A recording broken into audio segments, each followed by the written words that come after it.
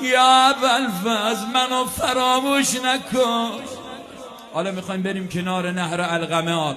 گرفتارا دردمندا شب عباس خیلی درد دوا میشه. آخ بمیرم امروز. من دوست دارم یاد شهید بزرگوار سلیمانی و ابو مهدی رو داشته باشیم. حق گردنمون دارن. گفت تیر بر مشک زدن،